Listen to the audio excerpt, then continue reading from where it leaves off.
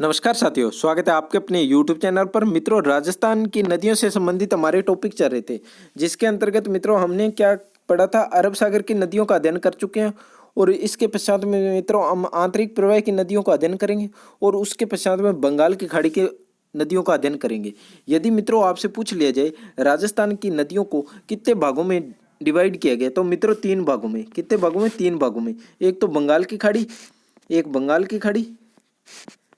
बंगाल की खाड़ी और एक अरब सागर, एक आंतरिक प्रवाह। मित्रों 3 भागों में डिवाइड किया गया है राजस्थान की नदियों को।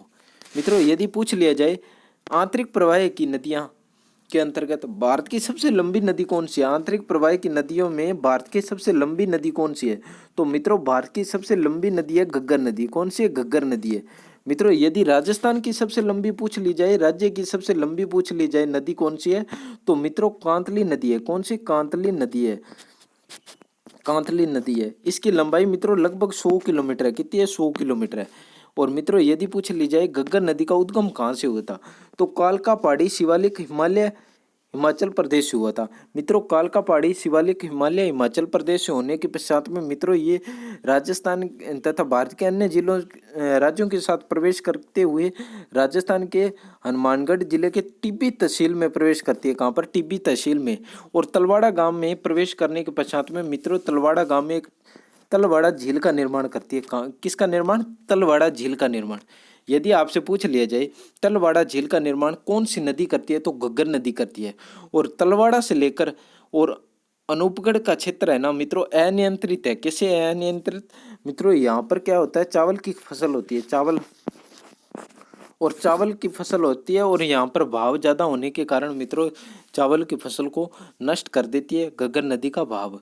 और उसके पश्चात में मित्रों फोर्ट अब्बास पाकिस्तान तक इसका जल चला जाता है।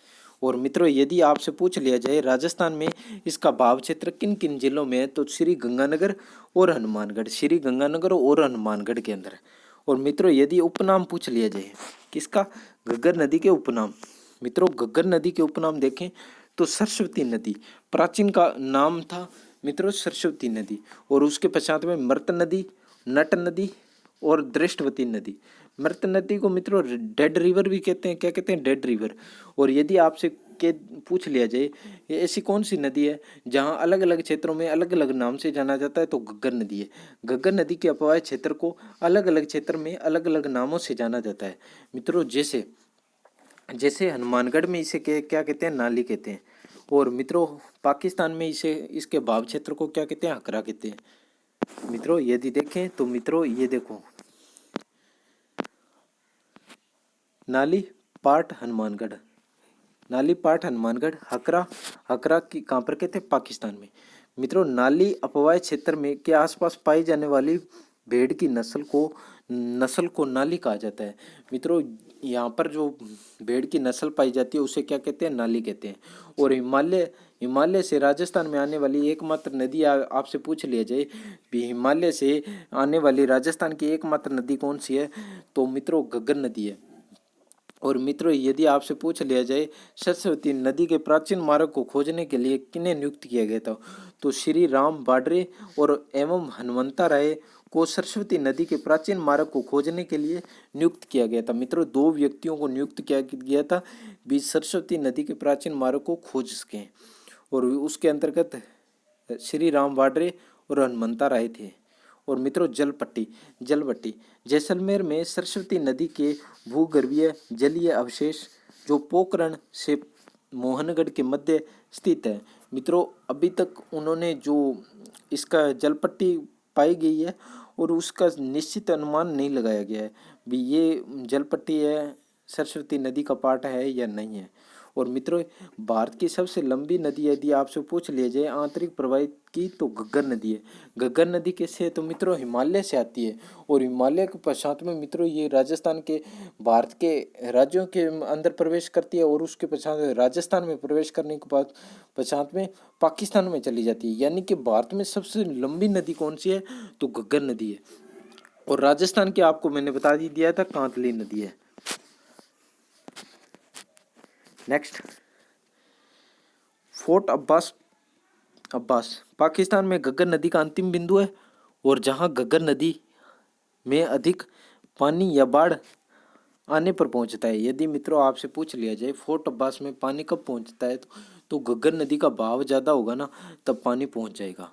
मित्रों नेक्स्ट नदी अपनी आंतरिक प्रवाह की कांतली नदी या काटली नदी। मित्रों यदि पूछ लिया जाए कांतली नदी का उद्गम कहाँ से हुआ था, खंडेला की पहाड़ी सीकर से हुआ था। कहाँ से, खंडेला की पहाड़ी सीकर से। अपवाय क्षेत्र श्री सीकर और झुंझुनू है। मित्रों यदि आपसे पूछ लिया जाए कांतली नदी का अपवाय क्षेत्र कौन सा है, सीकर और झुंझुनू का है। मित्रों इसके मैप के जरिए देखें तो मित्रों ये हमारी है कांतली नदी। और कांतली नदी पर यदि आपसे पूछ लिया जाए कितनी सभ्यता विकसित हुई है तो दो, एक गणेश्वर सभ्यता नीम का थाना सीकर और एक सुनारी खेतड़ी झुंझुनू के अंदर। नेक्स्ट, कांतली नदी के अपवाय क्षेत्र को तोराबाटी के नाम से जाना जाता है। मित्रों ये मोस्ट इंपॉर्टेंट है, कांतली नदी के अपवाय क्षेत्र को क्या कहते हैं तो तोराबाटी कहते हैं। विस्तार कहाँ पर है, सीकर और झुंझुनू के अंदर। मित्रों आंतरिक प्रवाह की नदी है और कांतली नदी राजस्थान की सबसे लंबी अंत प्रवाही नदी है और इसकी लंबाई मित्रों 100 किलोमीटर है। कितनी है, 100 किलोमीटर है। नेक्स्ट मित्रों नेक्स्ट नदी है आंतरिक प्रवाह की वाणगंगा नदी। वाणगंगा नदी का यदि आपसे उद्गम पूछ लिया जाए तो बेराट सीकर, बेराट जयपुर। मित्रों बेराट सभ्यता भी है, बेराट जयपुर से इसका उद्गम होता है। कौन सी, बाणगंगा नदी। और अपवाय क्षेत्र जयपुर, दौसा और भरतपुर। अपवाय क्षेत्र जयपुर, दौसा और भरतपुर है। और मित्रों यदि इसकी सहायक नदी पूछ ली जाए तो सूरी, सवान, पलासन, गोमती नाला। मित्रों ये सहायक नदियां हैं इसकी। और उसके पश्चात में मित्रों आपको मैप के जरिए बता देता हूँ। मित्रों ये कांतली नदी है, इसका उद्गम कहाँ से होता है, बेराट जयपुर से होता है। और उसके पश्चात में मित्रों इसका जल पर इसके जल बहाव पर मित्रों रामगढ़ बांध बनाया गया कहाँ पर, जयपुर के अंदर। और उसके पश्चात में मित्रों यदि ज़्यादा अधिक जल आने पर ये यमुना में मिल जाती है, ये चंबल में चली जाती है और उसके पश्चात में यमुना में मिल जाती है। नेक्स्ट मित्रों इसे क्या कहते हैं, अर्जुन की गंगा कहते हैं, ताला नदी कहते हैं। क्या कहते हैं, अर्जुन की गंगा, ताला नदी। और मित्रों इसे रुंडित भी नदी भी कहते हैं। और रुंडित नदी यदि आपसे पूछ लिया जाए किसे कहते हैं तो वह सहायक नदी जो अपने मुख्य नदी में गिरने से पहले ही समाप्त हो जाती है, उसे क्या कहते हैं, रुंडित नदी कहते हैं। और यदि आपसे पूछ लिया जाए रुंडित नदी का दर्जा कब दिया गया था, 2012 में दिया गया था। कब दिया गया था, 2012 में रुंडित नदी का दर्जा दिया गया था बाणगंगा नदी को। नेक्स्ट मित्रों नेक्स्ट नदी है कांकनीय नदी या काकनीय नदी। कांकनी नदी या कांकनीय नदी। मित्रों यदि उपनाम पूछ लिया जाए तो मसूरदी नदी, मसूरदी नदी कहते हैं। और मित्रों यदि उद्गम पूछ लिया जाए तो कोटरी गांव जैसलमेर। और अपवाय क्षेत्र मित्रों जैसलमेर में ही है।